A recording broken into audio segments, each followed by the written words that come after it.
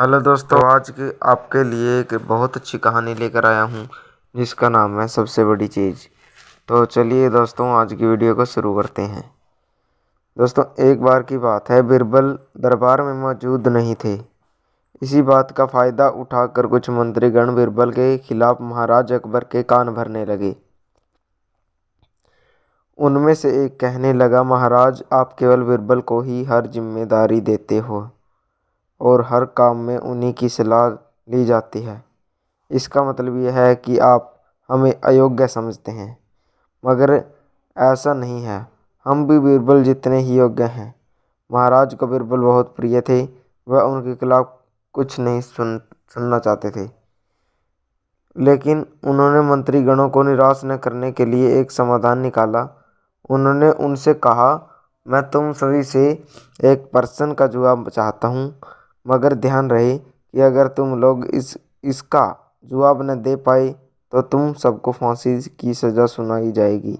दरबारियों ने झिझक कर महाराज से कहा, ठीक है महाराज, हमें आपकी ये शर्त मंजूर है, लेकिन पहले आप प्रश्न को पूछिए। महाराज ने कहा, दुनिया की सबसे बड़ी चीज़ क्या है? यह सवाल सुनकर सभी मंत्रीगण एक दूसरे का मुंह ताकने लगे। महाराज ने उनकी ये स्थिति देखकर कहा, याद रहे कि इस प्रश्न का उत्तर सटीक होना चाहिए। मुझे कोई भी अटपटा सा जवाब नहीं चाहिए। इस पर मंत्रीगणों ने राजा से इस प्रश्न का उत्तर देने के कुछ दिनों की मोहलत मांगी। राजा भी इस बात के लिए तैयार हो गए। महल से बाहर निकलकर सभी मंत्रीगण इस प्रश्न का उत्तर ढूंढने लगे। पहले ने कहा कि दुनिया की सबसे बड़ी चीज़ भगवान है, तो दूसरा कहने लगा कि दुनिया की सबसे बड़ी चीज़ भूख है।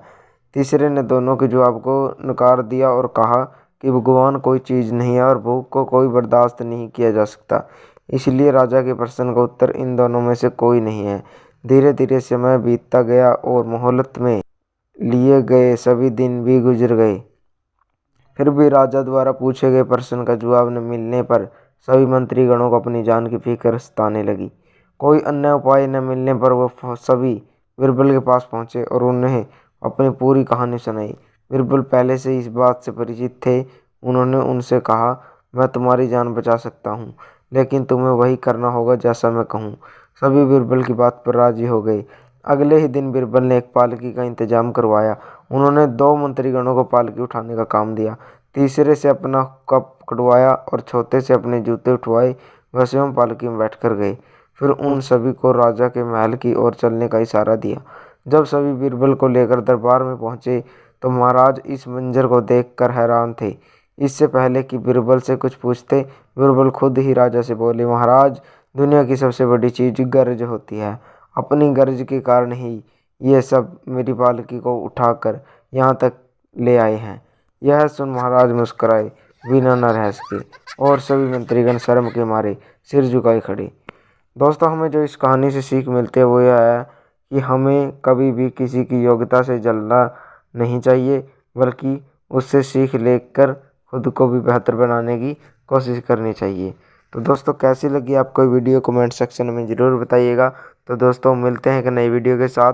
और हाँ दोस्तों, अगर हमारे चैनल पर आप नए हो तो हमारे चैनल को सब्सक्राइब कर दीजिए और बेल आइकन को प्रेस कर दीजिए, ताकि हमारी हर एक वीडियो का नोटिफिकेशन आपके पास पहुंचता रहे। तो मिलते हैं एक नई कहानी के साथ। तब तक के लिए जय हिंद, जय भारत, जय हरियाणा।